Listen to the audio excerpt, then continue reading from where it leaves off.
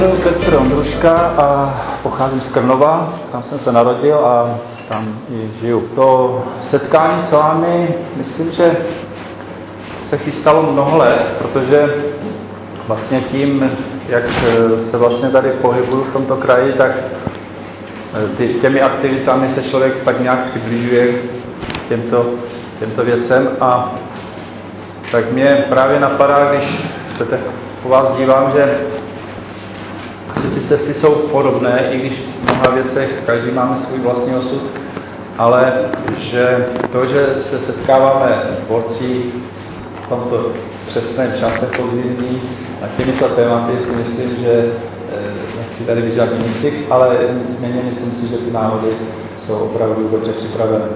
Takže ještě jednou dobrý den. Já bych si jenom dovolil pár poznámek, že turistické centrum se si představili, že budou brzat nějaké staré schody, že tam budou kachové kamna, že tam prostě bude velká zahrada a že to bude takové turisticky spartianské. Takže turistické centrum, kde stačí, aby nešla elektřina a už je nám zima, je trochu vlastně paradox. Možná kvůli kterému jsme se taky trochu sešli, abychom tady tyto věci tolik nepodléhali. Stejně tak vlastně, abychom prostě našli cestu od těch globálních těm svým osobním lokálním a zase zpátky. Takže já bych začal vlastně to, co vlastně je mým tématem, a to je v podstatě nízký jeseník, lidé, krajina, kultura, co s tím, co každý zvlášť, co dohromady, co z minulosti, co je pro tu budoucnost v tuto chvíli možnost, co je před námi, nebo co nějakým způsobem nás třeba ohrožuje. Myslím si, že na začátek bude asi dobré se znovu trochu představit, protože mé jméno sice znáte, moji profesi, krajinářský architekt, bydlím tady, pracuji tady, žiji tady, díky mnoha jiným okolnostem se mi nechce odejít odsud a práci, kterou tady vlastně realizuju, svoji profesní, svoji občanskou i svoji osobní, se snažím s tím krajem propojovat, snažím se to různě skládat, aby to vyšlo na nájem, aby to vyšlo na telefon, na kancelář, na děti a tak dále. A sami dobře víte, že to tady tak jednoduché není. Když se setkávám s kolegy z vnitrozemí někde od Brna, od Olomouce, tak samozřejmě všude ten benzín stojí hodně, ale nakonec někde se žije líp a člověk začne přemýšlet o tom, proč se tam žije líp. Takže tam je příčiatky, protože tam jezdí metro, protože tam je prostě nějakým jiným způsobem lepší kulturní vyžití.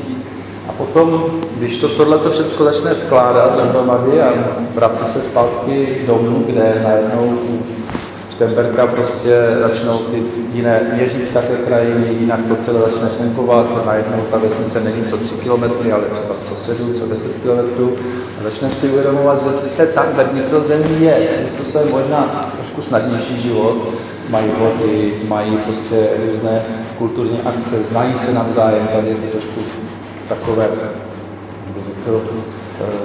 zamlklé, ale aspoň teda na mě, když se vrací tady z toho vnitrozemí třeba od toho Olomoucka, kde se musí začne stoupat z tomu Štemberku, tak si začne uvědomovat, že jakmile se dostanu na ten horizont a vidím ty táhle tvary té krajiny a ty dlouhé pohledy, že má co si do sebe a začne mi taková zvláštní pocit toho domova. Proto já jsem začal tohleto téma a chtěl bych ho tímto způsobem začít. To je od té krajiny matrice, od toho, co vlastně tady příroda vytvořila, jaké podmínky v podstatě pro ten náš život jsou dané ne ani politikou, ani vládou, ani kurzem eura, ale dané prostě miliony let nějakým horoslovím, nějakým podnebím, něčím, co prostě naštěstí moc ovlivnit nemůžeme, ale můžeme se k tomu různě stavět. Když máte možnost se podívat na krajinu z velké výšky, tak uvidíte nějakou takovouhle mozaiku. Toto je výřez, kde na krajičku nahoře je Opava a potom to jde vlastně tady směrem k dvorcu, Moravskému Borovu, Budišov nad Budišovkou, tady, ano. A vidíte jakousi takovou základní bez měřítek, jestli je to kopec nebo je to údolí. Ale přece jenom to, že ještě ta geomorfologie tu sklonitost ovlivňuje, tak tam se samozřejmě vytvořila vegetace a ta je tmavší a ty světlejší místa se samozřejmě pole, nebo spíš pastviny a tady už potom ty ještě světlejší pole. To je takový jakýsi základní obraz, který sice nevnímáme z pohledu člověka takovýmto způsobem, nicméně i v tom měřítku se to projevuje zase jiným způsobem, ta perspektiva různé věci promění, ale to základní je, že samozřejmě v rovinách je toho lesa a těch ploch si se zvětšují, tady začíná to měřítko být trošku jiné, ve prospěch těch lesních ploch a těch vegetačních, které tvoří tu horizontální věc, kterou když jedete, tak samozřejmě vidíte jako předěl. A tady se blížíme k borcům, já jsem vzal tuto oblast a zase už můžeme vidět to hlavní rozmístění těch geomorfologických, to znamená pravděpodobně svahy, údolí, roviny, kde ten člověk vlastně tou svojí kultivací tu krajinu proměnil nějaký výrobní prostředek a současně tím, jak musel v podstatě se živit, tak naplňovali ty své duchovní potřeby a vlastně takže vytvářel tu krajinu kolem sebe líbou. Tak tady to srovnání opět stejného místa. Já to nebudu dlouze komentovat, myslím si, že ten obrázek jasně ukazuje, že ten způsob toho obdělávání a celé té obřivy vlastně mění krajinu a vytváří různé mozaiky, různé struktury, které se navzájem potom doplňují a vytváří nějaký ráz té krajiny. Dneska se mluví, už je to ve vyhláškách, jsou to kategorie, jsou na to normy o krajinném rázu. To je terminus technicus, který vyjadřuje specifiku, vyjadřuje atmosféru, vyjadřuje spousty věcí, ale i subjektivních, i objektivních. A nechci zabíhat do nějakých detailů, to určitě není třeba, protože si myslím, že každý ten krajinný ráz vnímá po svém, má ho v srdci, má ho jako mentální mapu, má to jako vzpomínky a má to něco, co vlastně ve mně vlastně konfrontuje. Jestli je to počasí, horizonty, detaily, stromy nebo nějaké stavby. A tady se dostáváme ještě blíže. To si myslím, že to už asi takhle známe. Pro to srovnání se stavem v roce 1955 je zajímavé, že se to příliš nezměnilo, dokonce bych řekl, že té zeleně tady v okolí dvorců přibylo, což je možná tady pro tento kraj typické, protože odsunem prostě vzniklo spousty ploch, které neměly kdo obdělávat, těch lidí tady bylo, že v okrese Brunta jsem poklesl asi o 100 000 lidí. Od roku 45 a my jsme se na tu úroveň předválečnou dostali až někdy v roce 80. Jo, co se týká počtu lidí. Takže je jasné, že ta matrice prostě najednou ji neměl kdo naplňovat, najednou na to pole neměl kdo vyjet. Jo? Všechny ty novodobé způsoby osídlení, sice přišli stejní lidé, stejní zemědělci, vznikaly podobné velikosti, ale později prostě díky těm politickým změnám se vlastně zase naopak z toho zemědělství ty lidé tlačili do průmyslu a z toho zemědělství se prostě stala vlastně výroba. Vlastně a na té krajině se to potom samozřejmě projeví a hned si potom povíme proč. Já jsem vybral tady zrovna oblast Nových Valteřic, kterou malinko znám. A myslím si, že když se podíváme na tento stav, tak tady je asi nejlépe viditelné, co to dělá, když tam nejsou lidé v té krajině. Nejde jenom o to, že dneska mají daleko lepší traktory, že mají techniku, která jim umožní to prostě udělat. Je to možná i dané výkupem a všemi možnými věcmi, které ovlivňují vlastně tu strukturu, co se bude pěstovat a jak. Ale myslím si, že to ukazuje na to, že prostě ti lidé pravděpodobně nejezdili z Ostravy, ale jezdili z těchto domů. že které tady třeba často dneska už nejsou, nebo tam jsou vlastně ti nechci říct luchťáci, ale v podstatě přeskolní, kteří tady nepracují, ale kteří tady vlastně jsou. A to je ten detail ještě ze čísky.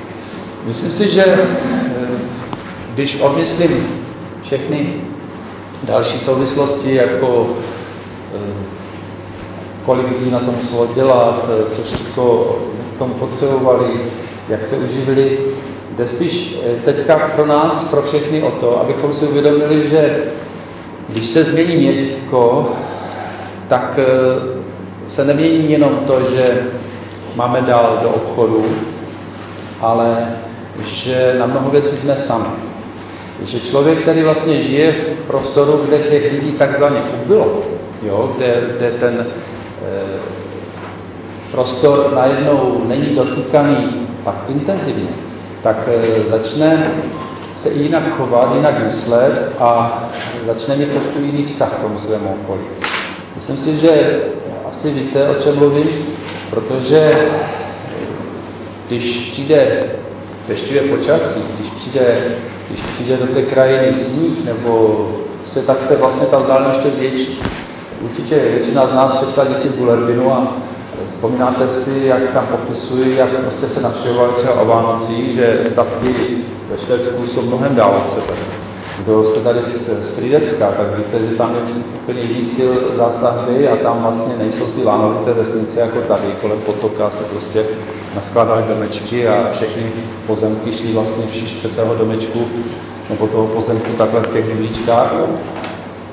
Ale je tam zase jiný způsob výstavby. Nicméně každá ta krajina vlastně vytváří podmínky pro člověka a on, i když si myslí, že tu krajinu změní, tak ona změní jeho.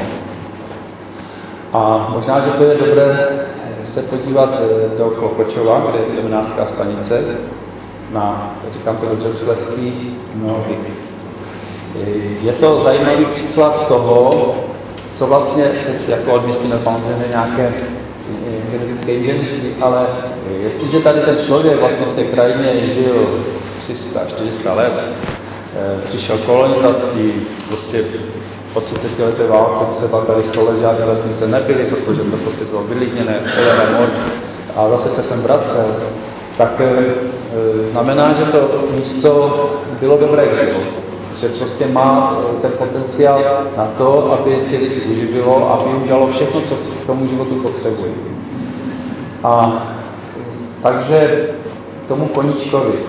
Ten koníček je vlastně vyšlechtěný typ zvířete, které muselo pro tuto krajinu mít všechny předpoklady, kterou potřebovali ty lidé, aby naplnilo v jednom zvířeti.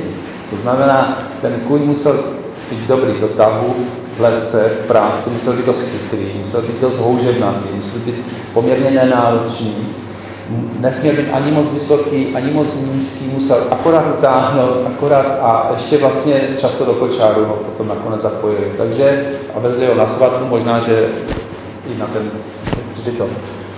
A když jsem toho koně viděl, je teda hrozně krásný. To určitě víte, že prostě ty koně mají zvláštní tvář a že to zvíře je, samozřejmě každý kůň je krásný, ale tady je něco ještě hezčího. Tady vlastně zvláštní to, že si člověk najednou uvědomí, že tento kůň ve svých předcích tady vlastně déle než my, kteří jsme se sem přistěhovali.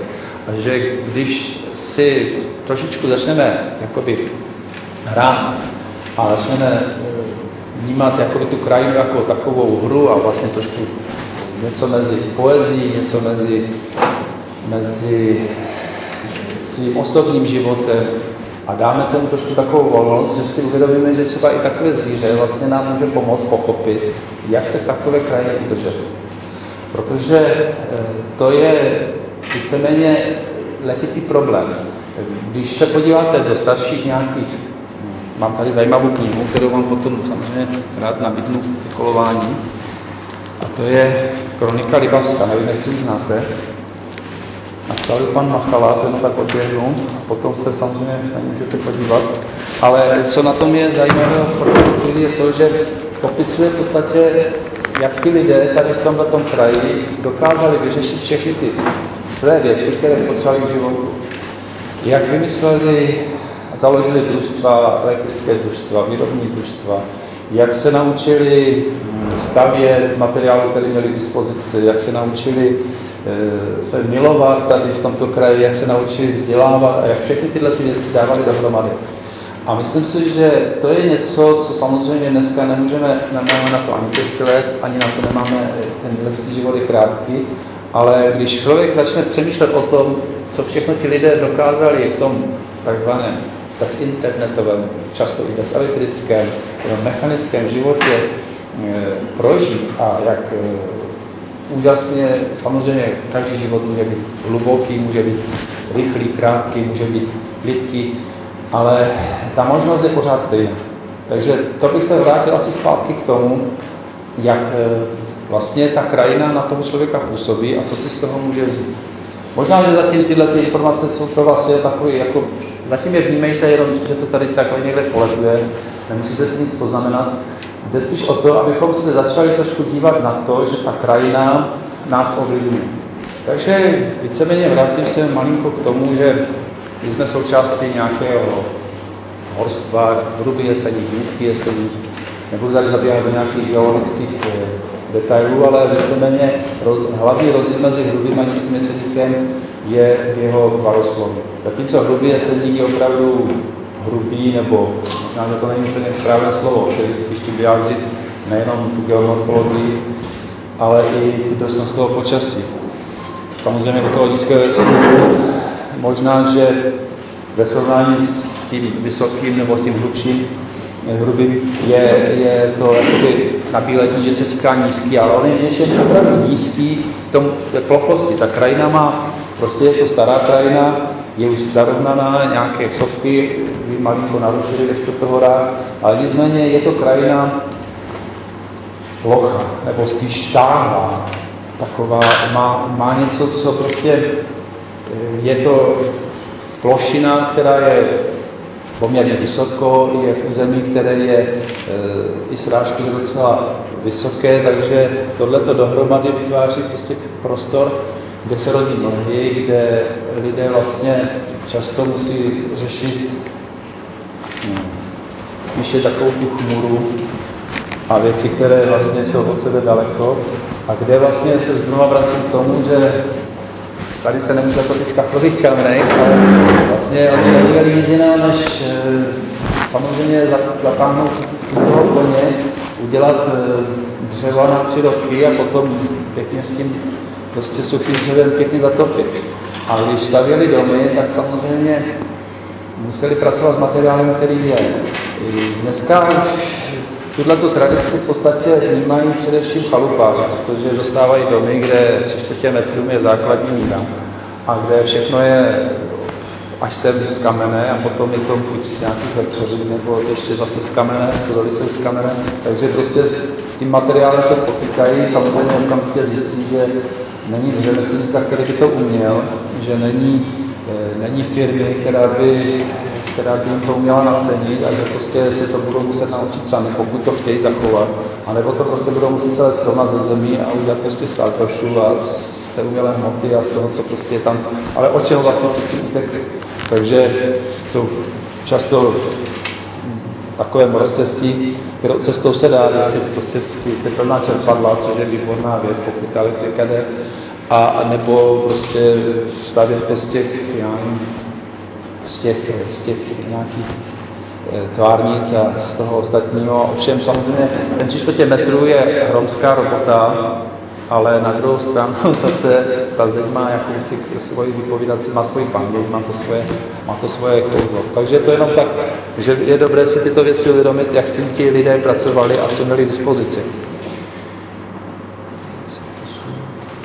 A tady se ještě vracím i na tu krajinnou matrici z výšky, kde jsem vybral snímek, kde vlastně po tom hospodaření soukromě rolníků vlastně vznikaly takovéhle zajímavé nudličky, a kde si asi je dobré uvědomit, že všechny tyhle ty věci dohromady vytváří ten krajinný ráz.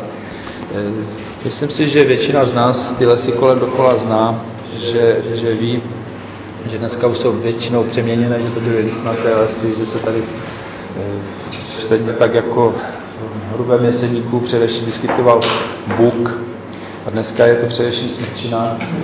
A já se přiznám, že sám jsem dlouho nevěděl, proč ty sklárny byly tady, nebo ty železárny, protože vlastně tady železo nebylo a Přemčitý písek také ne, ale až potom jsem prostě na Šumavě v Kašperských horách, kde mají nádherné muzeum v Šumavě, jsem si uvědomil, že v podstatě to, co ty hory měly, bylo to dřevo. A samozřejmě někde trošku té vody, která uměla pohánět třeba ty hamry, ale to dřevo, to bylo bohatství, kterým 200 let v podstatě mohli topit.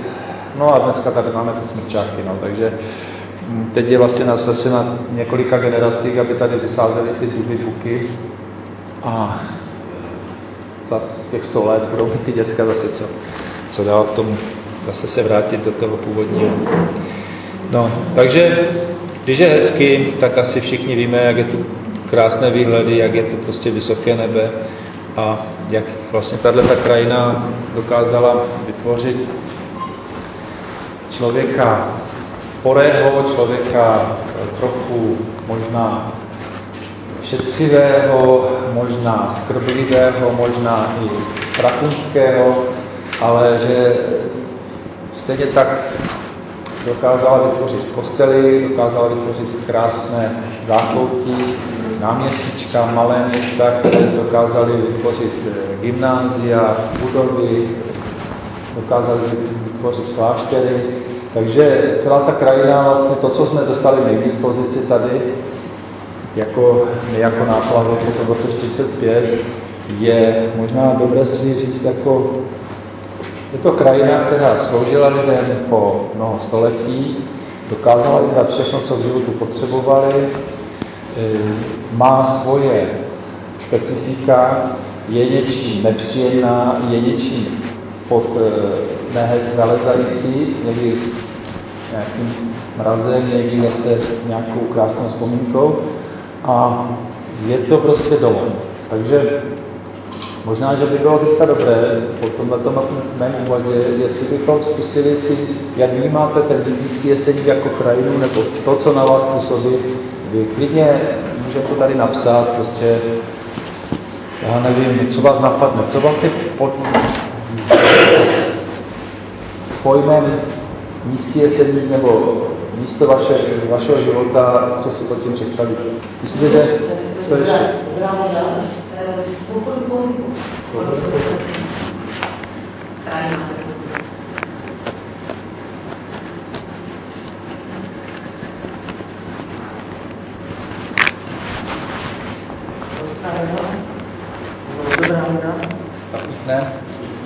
Tak bude řešit podobné problémy, jenom vlastně jinou formu. Že? A v tomto kraji, který vlastně vy máte jako domov a myslím si, že doufáme, že takových lidí bude přibývat, tak je třeba najít v té krajině určité zalíbení, což se povedlo velice dobře. Myslím si, že to zalíbení tady máte a myslím si, že to bylo taky asi jedno samozřejmě nedá se to dokázat a nedá nikdo, když ty lidi jakoby rozřežete, když se jich vyspovídáte, nikdo vám neřekne, že tady prostě neodešel z toho kraje ty Němci, když bylo do vlaku 20 km, 10 km, když se prostě chodilo v zimě a zaváté cesty a tak dále, nesolilo se a děcka museli poslat prostě do školy a přijeli třeba za týden. Všechny tyhle ty věci si pořád stále víc uvědomuji, že prostě musí vás něco držet. Tak jako drží dvě molekuly vedle sebe, prostě vodíku a s kyslíkem a vytvoří se voda, tak musí prostě být něco mezi těmi molekulami, mezi těmi věcmi, co v podstatě vytváří tu sílu, proč se to celé nerozpadne, ta společnost. A já jsem teda došel k tomu, možná, že máte jiný názor, budu za něj rád, že vlastně to, co vlastně vás drží na určitém místě, je vztah. Je to něco, prostě, co si vytvoříte a co se tvoří pomaličku, samozřejmě obecně, kde chodíte do školy, kde vlastně máte vrstevníky, kde máte vlastně spousty vzpomínek a to je ta mentální mapa. Něco je ta matrice krajina, kterou člověk denně vnímá, jestli jsou to prostě dále horizonty, jestli je to mlha, jestli je to, jo, jestli jak probíhá celý ten rok a to okolí. A něco je ta mentální mapa, kterou vlastně vy si vytváříte v sobě jako vlastně takový něco, čím pořád neustále ten věci poměřujete. A to samozřejmě díky tomu mozku se vlastně vytváří i ta minulost. A všechny ty věci se spojují s úžasným zvláštním způsobem do jakéhosi vztahu, který potom vás dovede k nějakému rozhodnutí a z toho najdete nějaké řešení, nějaké situace. A myslím si, že právě když pořád přemýšlím o těch lidech, kteří vlastně tady všechny ty věci kolem vytvořili, že sice se museli hádat, museli být prostě jakoby navzájem, prostě si závidět a různě prostě měli problémy jako každá jiná společnost, nicméně dokázali vždycky najít nějakou společnou řeč, aby z toho vznikl dům, cesta, škola, kostel, jo, a tak dále, prostě kolem. A tyhle ty věci, když na ně člověk přijde, vlastně, co tady stojí, co vždycky tady stálo pozadí tady těch věcí, tak si myslím, že ten vztah tam má velmi silné postavení. Odmyslíme od toho, že samozřejmě Němci třeba jsou velcí romantici. Jo?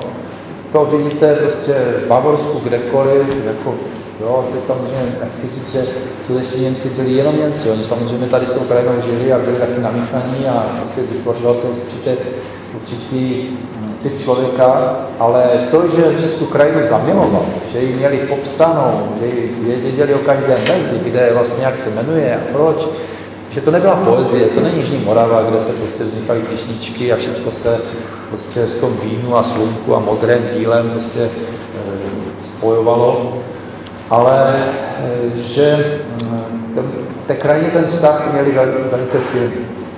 A já když o těchto věcech přemýšlím, protože samozřejmě potřebuji jak ve své profesi, ve svém životě, tak i v tom, jako abych tady třeba taky zůstal, protože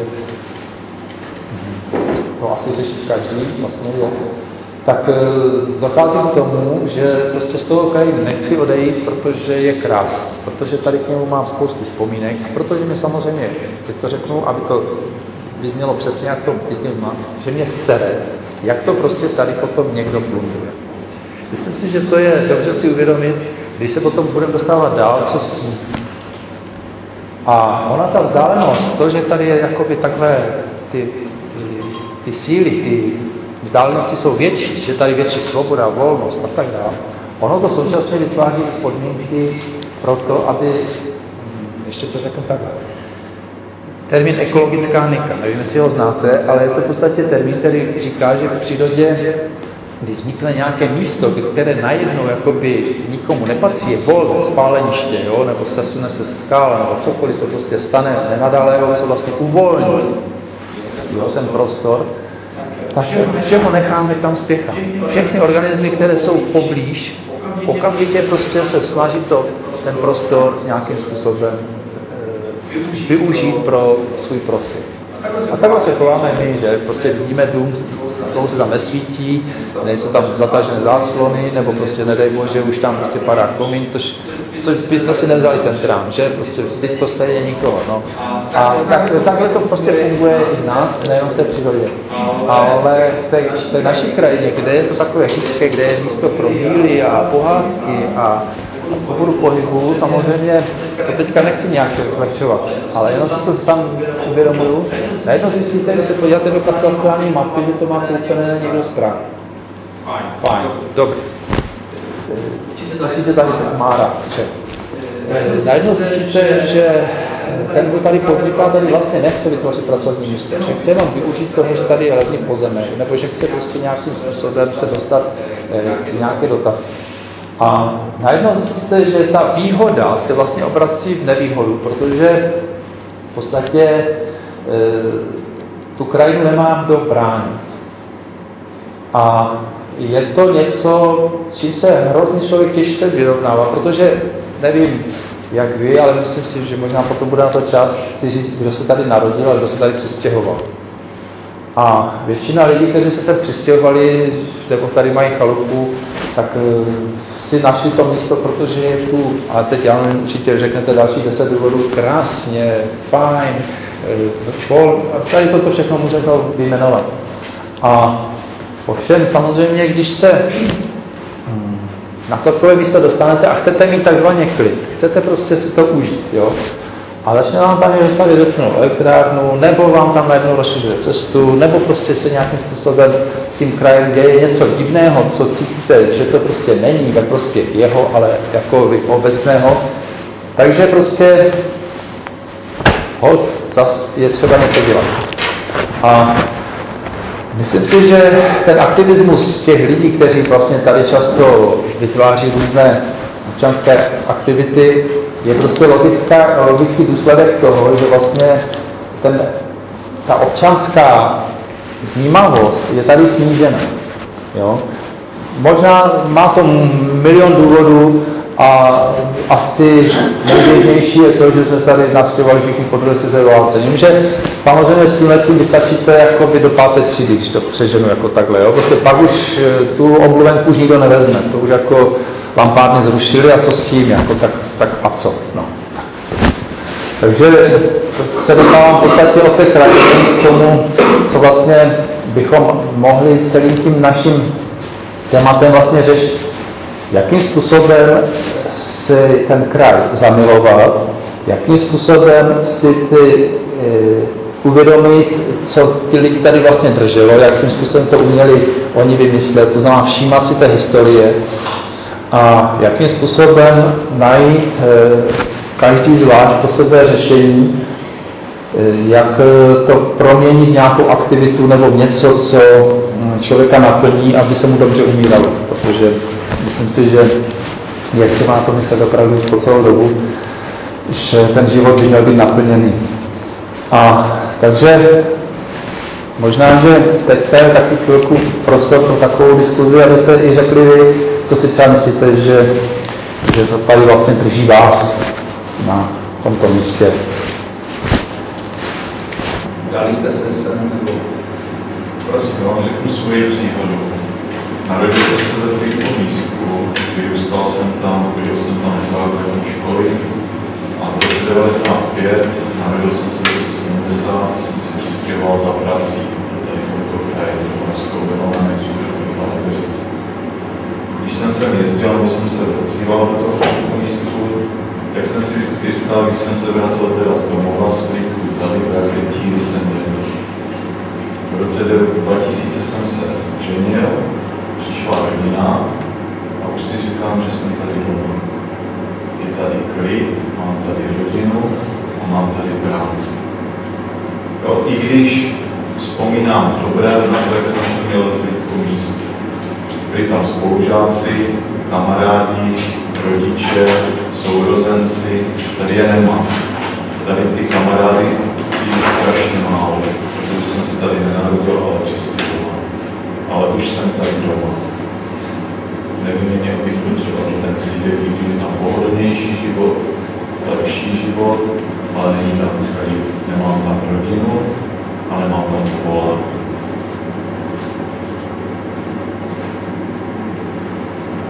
Děkuju. Takže to nemusí být osobní, jenom, ale to jsem velice vděčný, ono, potom se ještě bude povídat trošku možná o tom, jakým způsobem se ty věci dají posouvat, ale samozřejmě budu rád, když další kdo řekne, co tady vlastně drží a co mu tady připadá jako to důležité, co tady vnímá jako hodnotu.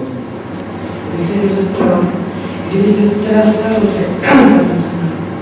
že byste se mohl vrátit, byl tam práci, byl tam ve Frýdku, jo, jestli byste tam šel, že by si už vám to maturita vyšlo z toho srdce. Protože mám tady všechno. Tam bych, co bych tam těch kamarádů, s kterými jsem vyrůstal, už mají svoje rodiny, já už moc neznám, jenom se sem tam vydáme. Jo, povolání, všude je to stejné. Nemá se odcházet od ničeho, za ničím, to je omýve, k tomu, že to, co jste říkal, já jsem pamatuju, že jsem přišel, že se s námi mluvil. A tady pojíka k tomu, že to musí být nějaká citová záležitost. A musí si uvědomit prostě jako, že to je celkem vykloupený tím, že když se někde říká, že se tam žije těžko a špatně, tak teprve až přijde tady někde do těchto končin, tak si uvědomí jako prostě, že bych řekla, příroda si zkouší, kolik člověk vydrží, přestane příroda, začnou sousedí, někdy se začnou střídat a pokud se ukáže, kdo tady z videa, třeba ty lidi, že se myslí, já jsem tady 6. generace, myslím 7.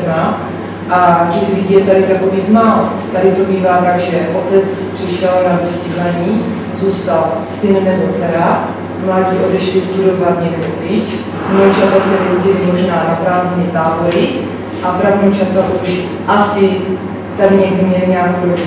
Jo, že prostě, tak ano, jo, ta vazba tady totiž chybí. Na Hané to třeba je, že jeden postaví dům, další generace udělá střechu, další generace udělá něco jiného. Tady je to tak, že prostě se přijde k nějakému domu, jedna generace to maximálně nějak vydrží a druhá už začíná problémy dojíždět, kam děti, co s prací a prostě ty lidi to obvykle vzdají. A ti, co zůstávají, je takový to, bych říkala, nejhlubší zem. A to musí být citovat záležitost. Já si to teda zmyslím. A myslím si, že tady nějaký vztahy, jak se mluví ke krajině, to je daný tím, že vás, buď se rozhodnete, že to máte rád a chcete to všechno podstoupit, tady ty nepřízně, vyzkoušet si, jestli to vydržíte, jste tady dobrovolně, že si rozhodnete, že to vám jde. A nebo vás to naučí mít vaši rodiče, prarodiče rádi tak, že prostě jste tady doma. A jedete kam chcete, tam jednodušší na bydlení, máte nějaké výhody, prostě pořád se sem vracíte, protože doma jste tady. U přirozenosti samozřejmě se vedou diskuze a vždycky to bude ta přirozenost určitá relativní. To samozřejmě, že tam v místě jsou zase stromy a nejsou smrky nebo nejsou původní, ale je to prostě, je to jakoby podoba něčeho. Jo? Prostě je třeba zajímavé, jakým způsobem se vyvine prostě nějaké přírodní společenství na nějakém přírodním místě, kde ty podmínky jsou dlouhodobě stabilní.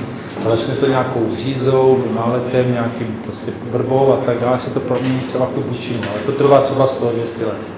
Takže s tím samozřejmě se nedá úplně pracovat, musí se tady těm přírodním procesům trošku jít naproti.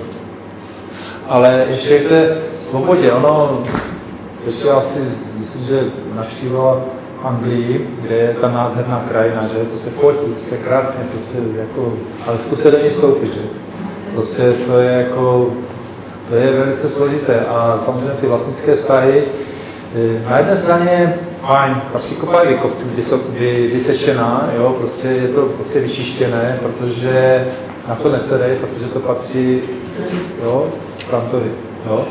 To má dvojí, jako každá věc má prostě rub a líc, jo. Na jedné straně vás sice možná požene, že mu berete jabka, na druhé straně víte, že ty jabka tam nezůstanou. Jo, prostě, že to má svého hospodáře. Jo.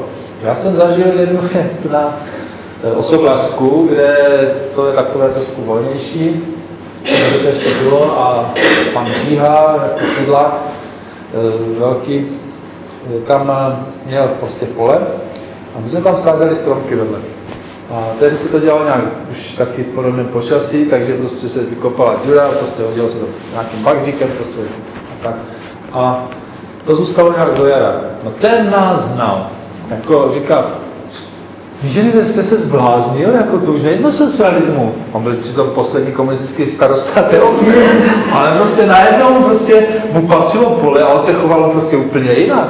To je prostě, to si přece nemůžete, taky vám někdo naháže bordel přes plot jako do zahrady. A prostě to si ještě uklidit. A vycvičil mě jak malý okulka, prostě já jsem omluvil, že jsme to uklidili, pak jsme to museli geodetem nechat vyměřit. A já jsem byl trošku docela jako za tu lekci rád, protože jsem si jenom uvědomil, že v té krajině si toho někdo všímá. Jo?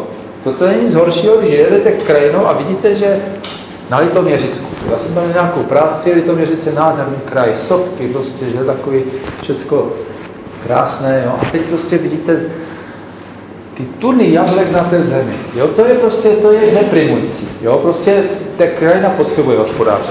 Jo? Potřebuje, jinak mimochodem doporučuji, je velice dobrá ta krajina. Moštu a doporučuji všem. Ale prostě chci říct, že je to prostě ruch a líc. Že samozřejmě, že je třeba mít určitou svobodu toho pohybu, ale spíše svobodu danou na sousedských vztazích, jo? Než na těch plotech, nebo než na nějakých vyhláškách, nebo tom, že to nikomu nepatří. Protože v okamžiku, jak jsme si řekli o té ekologické hranice, pokud někdo zjistí, že jsou tady levné pozemky a takzvaně to nikomu nepatří, tak věřte, že on si to v tom internetu prostě z toho Londýna, nebo já nevím, prostě z Holandska, nebo z Prahy, nebo z Brna, nebo to je jedno. Prostě ten, kdo ty peníze má, že si to najdeš. Jo? To stačí prostě někde nechat trošku ovoce, ony ty oktoberky se tam prostě objeví. Jo? Takže na to není možné spoléhat, že by to takhle zůstalo a že je možné jako se s tím jenom kochat. Člověk musí kochat, ale myslím si, že prostě musí taky současně vědět, že s tím je třeba narábat a že opravdu ta neviditelná síť, ta občanská, to zamuštění té krajiny musí mít jinou podobu. Ono samozřejmě postavit tu vesnici, když tady prostě těch lidí není, tak to není tak jednoduché, ale propojit ty sítě mezi sebou těch lidí, to lze. Samozřejmě, že se dostaneme ke způsobu já. Myslím si, že to, co v té krajině dneska chybí a to, co si to uvědomuje mnoho lidí při těch opravách těch kapliček a mluvil o tom tady další mluvil, to je právě to, že prostě v té krajině chybí ty duchovní vztahy, nebo v podstatě duchovní obsah. To nemusí být skandma. I když se podíváte na to, co je vlastně to kostel, tak si uvědomíte, oni ho stavěli, to nemá, barák má 3 metru a ten kostel má 1,5 metru často, jo? Prostě to byly možná často prostě takové obranné kostely, jo? Šlo to do středověku, kde vlastně to mělo ještě obranou funkci, takže prostě to je stavba, která rostla 100-200 let, nebo začínali dřevěným, pak se sbírali a tak dále. Nebyly dotace, nebyly žádné granty na to.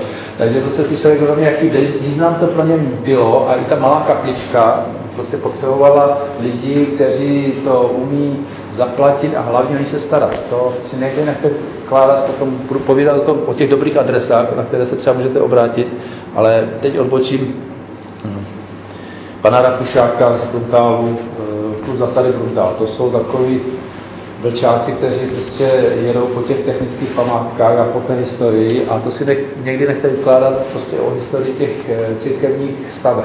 Jo? Prostě jakým způsobem bylo zajištěné nejen to, že vznikly, ale že se udržovaly. To nebylo, že prostě ty Franto až první čas, tak to tam běž omítnout. Jo? Prostě to se sbíralo, hlídalo. Oni, když chtěli křížeček přes svým nějakým domečkem, prostě chtěli být velcí páni, tak prostě ten domek, ano, dostali povolení postavit tam ten křížek, ale prostě museli složit kauci zálohu, že se prostě o ně budou doživotně starat. Ne, jako že my dostaneme dotaci na to, abychom ty stromy vysadili a za 5 se divíme, kdo to bude zalívat, protože vlastně na to už peníze nejsou. Že? Takže to jsou prostě věci, kde se člověk začne uvědomovat, co bylo dole a co bylo nahoře a že proč to 300 let fungovalo a proč to teda funguje, když to otočíme. A myslíme si, že prostě to bude nějak udržitelné. Takže to jenom tak, toto je třeba z Hostětína, kde už samozřejmě Bílé Karpaty, dobrá adresa, že to je vždycky jako ve všech těch environmentálních seminářích, kdo bydlí v Bílých Karpatech, tak ten jakoby poskočí o 3 stupínky nahoru, protože to je určitě jako ekolog, zemědělec a básník v jedné osobě.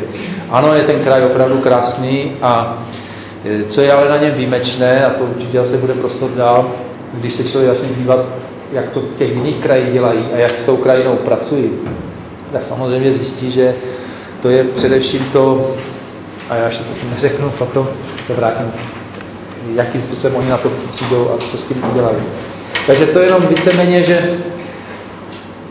ty duchovní stavby opravdu v té krajině i z té mlhy, i z té vzdálky, i z všech těch věcí najednou udělají něco slavnostního, něco vznešeného.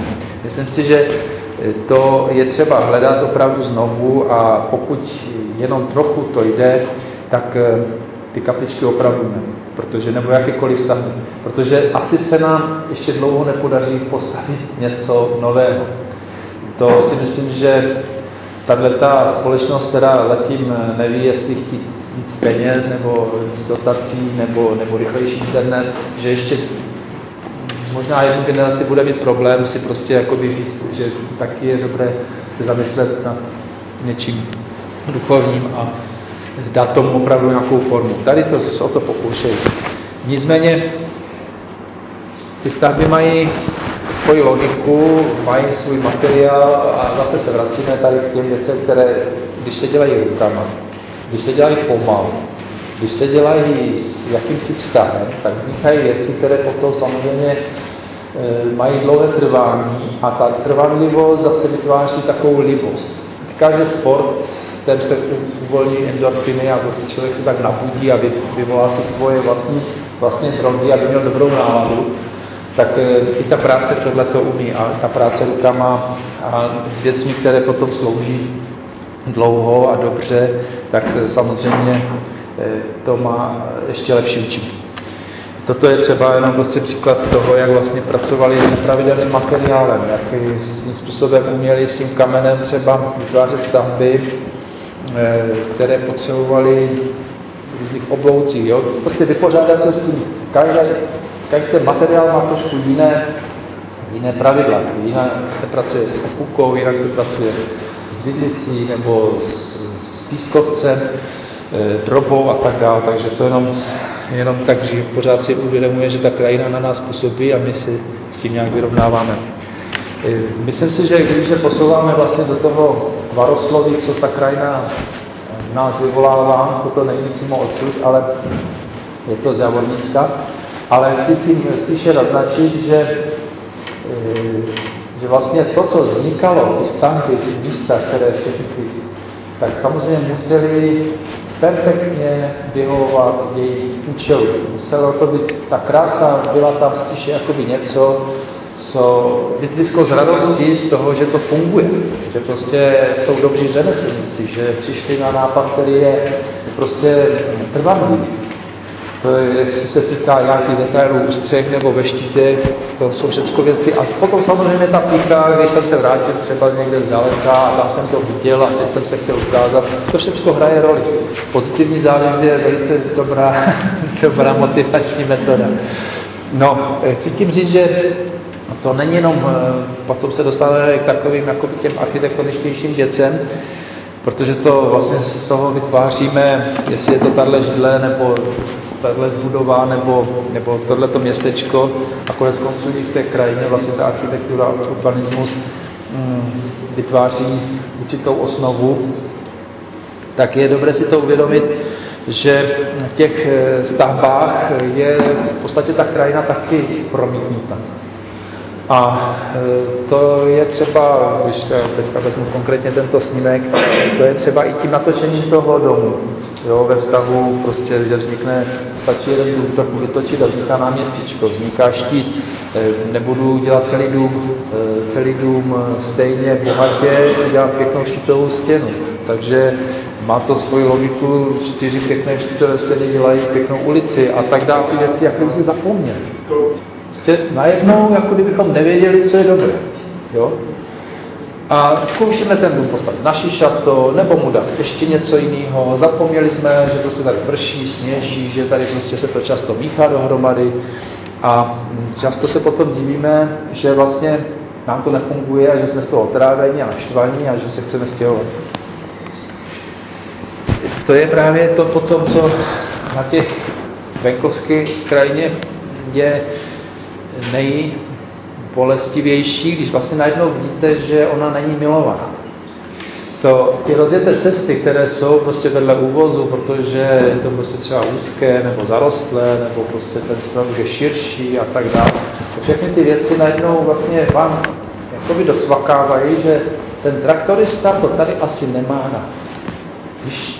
Když ho to nebaví, ať jde dělat něco jiného. Jo? Ale samozřejmě to není tak jednoduché. Ale prostě, jako, já jsem taky pracoval tak v zahraničí s traktorem, tak vím, jak to je, když při takovém počasí a někde zapadnete a prostě se tam musíte dostat. Všecko hej, ale když to vidíte v té krajině, jakým způsobem je to neudržované, tak ta svoboda se trošku jakoby příčí k hrdle. To jsou samozřejmě ty stavby, které potom vytváří na vesnicích ostrovy, prostřed krásné krajiny. Jak je tam člověk sám, tak je to jak na druhou, na třetí. Ty paneláky, všechny ty bytové domy, které vlastně jsou nepřirozené pro ten venkov a kde, když nejde elektřina, tak vám zima a prostě takové jako věci nefungují. Ty přitom vidíte, slípky máte kde, prostě, jo, a takové věci musíte jezdit, kupovat. Najednou je ten venkov hrozně drahý, jo, prostě je to luxus, který si nemůže každý dovolit, protože musíte mít 2 auta, dojíždí se, jo, prostě všechno je tam jakoby, výhody se ztratily a nevýhod přibývá, takže to je jako něco, co je něco špatně.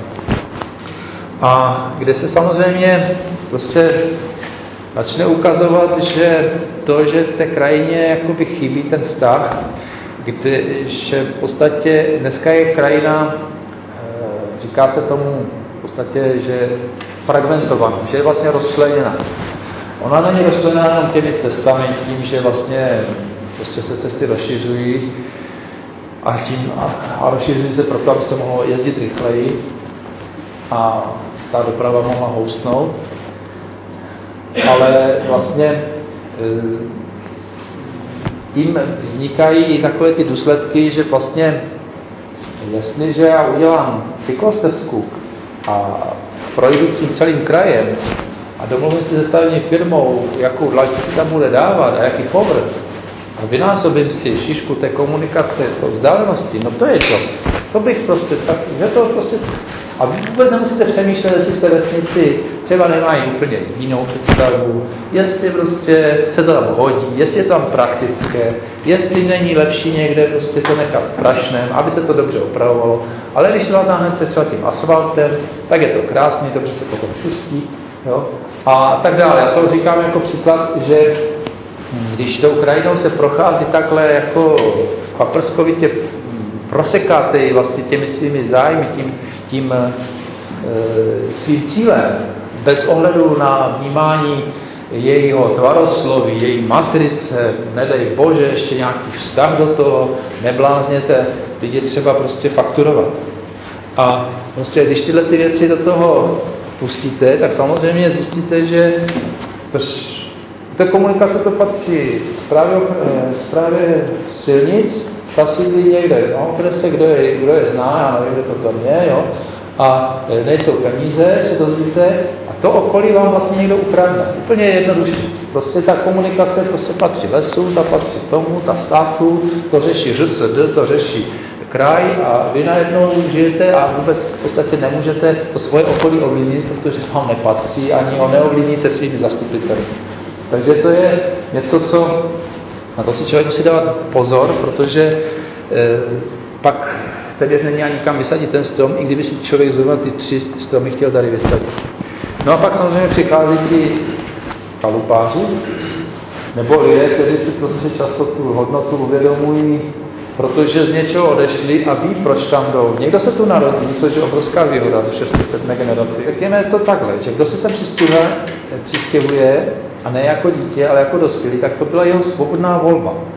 Což samozřejmě by mohlo předpokládat, že ví, do čeho jde. Je to dospělý člověk, který vlastně si může tyto věci uvědomit dopředu a samozřejmě většinou s partnery není to nikdy úplně svobodné, někdy ten chce méně, je to proto, že to bylo levné, protože se to hodilo, pak se něco změnilo a tak dále. Ale chci říct, že i tak se v tom dá potom najít takovéhle třeba detaily, kde když jdete po ulici a v tom okolí jsou takhle upravené třeba ty vchody, tak vlastně najednou to není jenom pýcha toho majitele, to vlastně vám spraví náladu třeba na několik let, že? Protože to je konkrétně Starý Stvrtkova. A myslím si, že prostě najednou člověk si řekne, ty lidi bych chtěl poznat, jo? Nebo prostě má nějaký vztah, možná, že nechci to nějak glorifikovat, ale prostě funguje to. Já jsem teď nedávno byl v Bambergu v Německu, kde Němci mají velkou tradici takových krajních výstavek. To není na styl naší glory, to je prostě na styl německých krajních výstav. To je něco, prostě, co se fakt musí zažít. A fascinující na tom to, že oni samozřejmě taky hledají spojení účelného, krásného, osvětového, ekonomického. A konkrétně v tom Bambergu je to situace, tam tak odskočím, abych vám jako víceméně motivoval návštěvit takovýhle akci. Oni mají třeba nějaký problém v krajině, kusem země. Dosloužila továrna, musela se zbourat, jsou tam pozemky, co s tím, bude ta společnost tam chtít znovu, nebo tam postaví satelitní městečko. Prostě jo, teď je tady nějaký problém. A samozřejmě, že já si myslím, že v Německu ta demokracie je asi v této chvíli na nejvyšší úrovni v Evropě, že jsou schopni si prostě ty otázky klást tak, že vlastně z toho potom vzniká diskuze a z té diskuze vzniká nějaké konsensuální, možná, že samozřejmě i tam jsou ty tlaky ekonomické, ale prostě vzniká nějaké řešení, které je trošku vydiskutované. A oni třeba v těch krajních výstavách řeší právě tyto ekonomické nebo technické problémy, kde konkrétně tady prostě tak textilka v 80. letech dosloužila, museli třeba celou zbourat a to co s tím a samozřejmě ekologická nika, to by se na to okamžitě vrhli nějací. Takže oni tam prostě pořešili, vymysleli a asi 10 let se tam chystá prostě velký projekt. U nás, jenom tak odskočím, u nás, když je dlouhý projekt, tak to jsou 3 roky, že? Tak většinou, když jde grant na 2 roky, tak to už je dlouhé, a když má 3 roky, tak to už říkáme dlouhý projekt. Když Němci revitalizovali řeku Isar, tak to byl 20letý projekt. A myslím si, že, jak jsme říkali, 10 let si člověk zvyká, 10 let se musíte starat o strom. To je jednotka, kterou prostě my se musíme naučit vnímat, že to je ta jakoby základní jednice toho, co musí trvat, aby se jednak poznalo, jestli je to dobré, jestli jsme to zvládli a aby to prostě bylo předání další. No a tady ta krajinná výstava prostě vyřešila území, které vlastně nabídla veřejnosti, vymysleli tam, teďka tady nemám ty detaily, to už to jenom takové spíše drobnosti, ale for je v tom, že prostě udělají z toho úpravu krajiny, která splňuje všechny jejich představy i o té ekonomice, to znamená, že třeba část nechají jako nějakou expozici, část dělají jako nějaké byty, prodají je tam kus parku a snaží se do toho vložit, do těch investic, do toho všeho, snaží se vložit tu vizi, která za těch 20, 25, 30 let, prostě kam tu společnost chtějí směřovat, tím směrem pracují, což si myslím, že my to neděláme, ale se nechci jenom prostě dostávat tady do těchto srovnání. Nicméně v Německu, víte, že stran zelených a tak dále, všechno dneska jsou schopni si říct, že nebudou potřebovat jaderné elektrárny, protože to prostě nahradí větrem a něčím dalším. Ale oni na to opravdu 20 let dělají, oni na to nedostali dotaci, oni si zase na to takhle rozhodli. A vracím se jen tady k tomuto. Toto konkrétně vidíte, toto je pro vosičky a různých takových kutilkovitých míst, který vlastně tam si zakuplí. Takže jdou až do těchto detailů, že v rámci těchto různých výstav prezentují v podstatě ten moderní názor, nebo ten, který chtějí, aby ty lidé, prostě, že se nepodmízí veřejnosti, ale snaží se té veřejnosti nabídnout tak kvalitní řešení a taky domyšlená řešení, aby třeba i ta ekologie pro ně byla praktická a zajímavá a dostupná. Takže to je jenom tak jako, že je třeba pracovat opravdu na delší trať, se vztahem, s dlouhodobou vizí, s trpělivostí. A to poslední, co vlastně asi řeknu, že spolupráce je víc než práce. Je prostě to, co vlastně si uvědomíte v přírodě nebo ve všech těch věcech, kde to funguje, že čím se liší Morava a tak dále, všechny tyhle věci, že oni umí spolupracovat. To když to člověk jako opravdu vidí, jak to funguje, celé to Holandsko, proč je malé Holandsko, které vlastně by se dá se jedno stavidlo je po Holandsku. Jak takový malý stát třeba umí prostě vybudovat obchodní, protože jsou výborní organizátoři. Proč dokázali Angličani kdekoliv přišli, prostě samozřejmě tvrdě, ale prostě postavili železnice, postavili nějaké, prostě, oni to potřebovali, protože potřebovali zpátky to jejich nerostné bohatství, že často. Ale prostě vždycky je to v té organizaci. Proč to dokázali Němci? Proč to dokázali Jani prostě tam, jo? Protože to prostě umí spolupracovat. A to není to, že se milujeme navzájem, že si nějakým způsobem všichni vyhovujeme. To je naopak, říká se, na vesnici se lidé zdraví, přestože se znají. Což si myslím, že úplně perfektně, to se našel nějaký knižce pana Blažka, což je bohužel zesnulý, ale výborný sociolog, který o venkově napsal moc hezké knížky.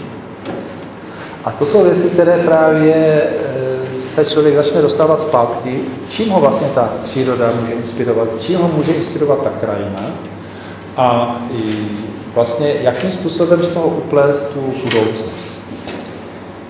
To jsem fotil ještě před několika dny v Ostravě, to je takový zvláštní formát, ale toto teďka nechci tady, jenom chci říct, že můžeme si všímat detailů. Hned je možné vidět, prostě, jak působí přírodní formát. Tady ten kamenný, to je zvláštní nějaký, není to čedič, no, nechci hádat, ale jak už to působí nepříjemně s tím betonovým obrubníkem, jak ty přechody, ty materiály prostě ty nové neumí. A to je jenom ten formát. A teď už jsme tady. Já jsem to nafotil, protože asi všichni vlastně tady býváte, jezdíte, vidíte. Jenom napovím, že jsem si tady fotil vlastně ty klimatizační jednotku, což je teda taková zvláštní pec. A okrasná, samozřejmě schovaná, že to jasně. Zpevněné plochy je třeba vnímat jako, nejenom jako komunikační prostor, ale i něco, po čem vlastně nejvíc, na co se nejvíc díváme. Jo? Protože člověk se dívá samozřejmě takhle nějak ze šikma, aby nespadl, ale je to materiál tak jako se nedíváte, vypadá dům v 3. patře, ale prostě do přízemí. To nejvíc vnímáte, tak je to tady u těch cest. Řeznictví mi přijde jako fajn, že prostě takováhle budova tady vůbec ještě má svůj název.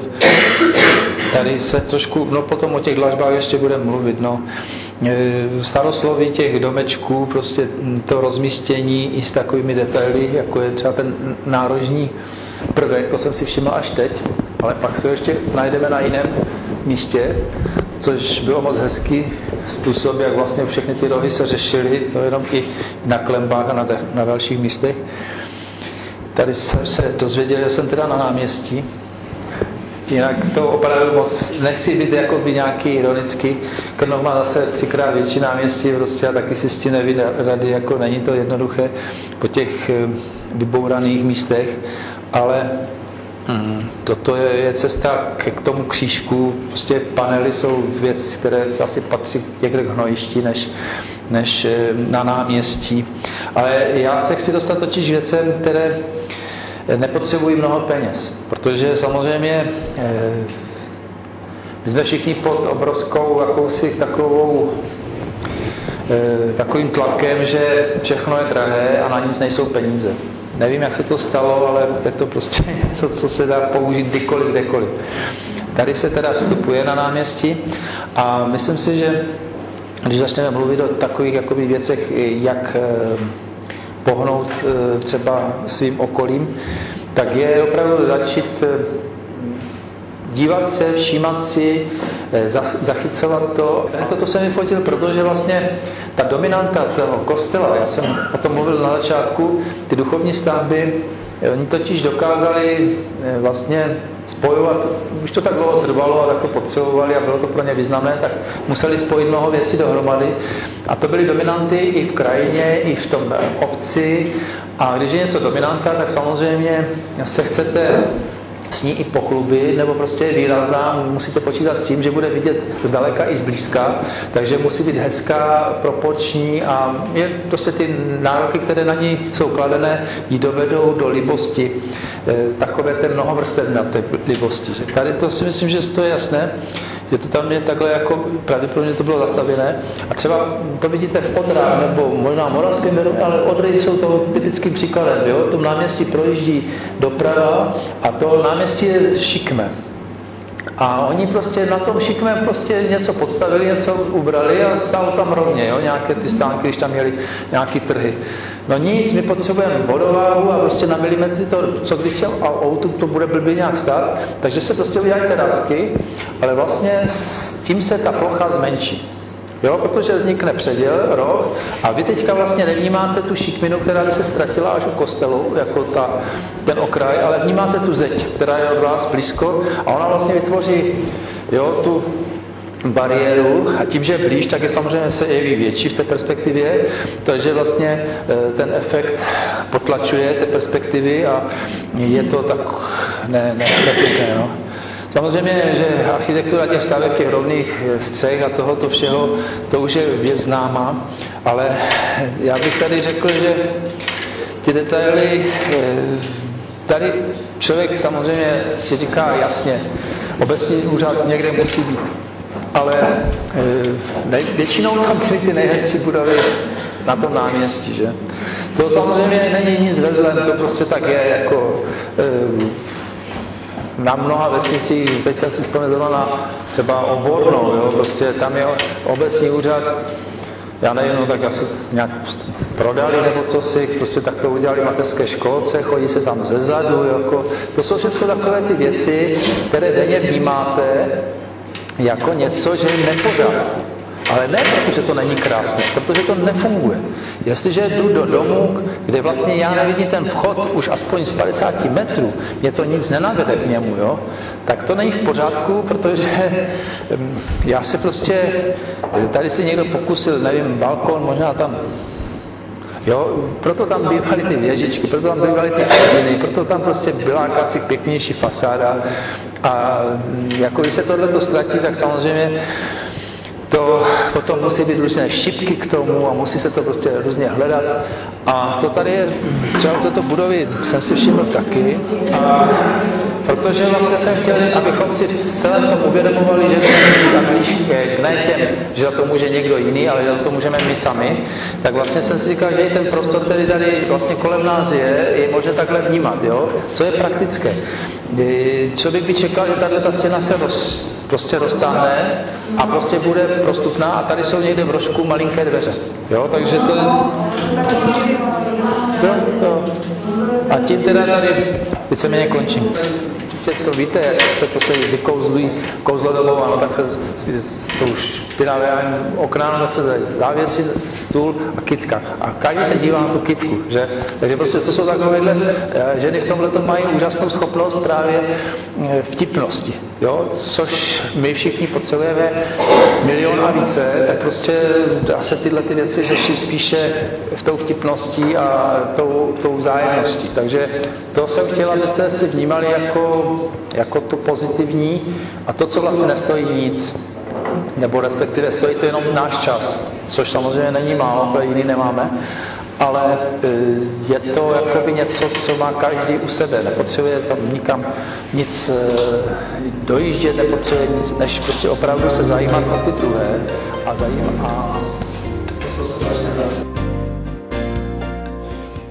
V podstatě jsem krajinářský architekt, asi tělem i duší, jo. Asi možná jako nejvystižnější. No, čím se zabývám? V podstatě ten obor tak jako prosvěcuju vlastně těmi občanskými aktivitami, protože mi přijde, že bez toho to prostě bych dělal jenom takovou tu nepříjemnou fušeřinu. Máte nějaký směr nebo nějakou svoji ústřední myšlenku, nějaké motto při té práci? No, nepřekážet. Jako opravdu se člověk uvědomí, že vlastně v té přírodě je všechno, co potřebujete, jako jo, inspirace, potenciál, materiál, jo, to duchovní, všechno v tom je a vy to v podstatě jenom pomáháte uspořádat. Jo. Jako druh lidé jsme vždycky takový sobečtí, my si to v podstatě vždycky jakoby, nás zajímá na té přírodě jenom, co se dá sníst, co se dá přeměnit v to, co potřebujeme, takže v tomhle pohledu asi se chováme pořád stejně. Ale že nic nedáváme zpátky. Jako, jo, prostě nemyslím, jakoby, že se ta hlušina zaveze zpátky do těch dolů, jo, ale že nedáváme zpátky tu kousík oduchovnělou, jo, tu kultivovanost. Který jste vlastně blízko té části, která je ohrožena záplavou. No, tak já jsem ji zažil v 97. tu záplavu, takže vím asi, co bych mohlo přijít, ale víte, mě to trošku není asi na místě, já nejsem typický občan, protože přece jenom, když se pohybujete v krajině, tak pro vás jsou trošku jiné měřitka, než to, jestli zrovna někdo zhodnotí pozemek nebo nezhodnotí, takže z té moje filozofie to prostě vychází jednoznačně pro tu řeku. Jo? Ta řeka je obrovským bohatstvím té krajiny a tím pádem se prostě jakékoliv zničení nebo přerušení, že to vidíte na té Moravici, co to s ním dělali. Je to prostě devalvace té krajiny. Jsme tady hovořili o tom, že ten stav té krajiny dneska není takový, jaký by měl být a že by se měly dít nějaké změny.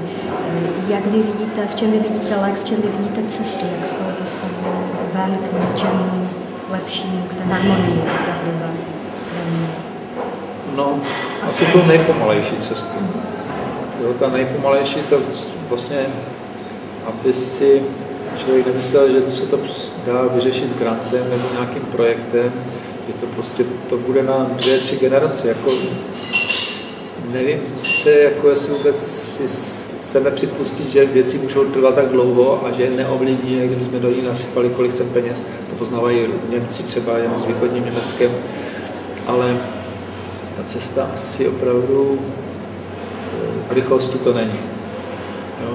Jediné, co je podle mě má smysl, je si navzájem pomáhat, jako v tom, jako vytvářet ty nejjemnější sousedské tu pospolitost obnovovat.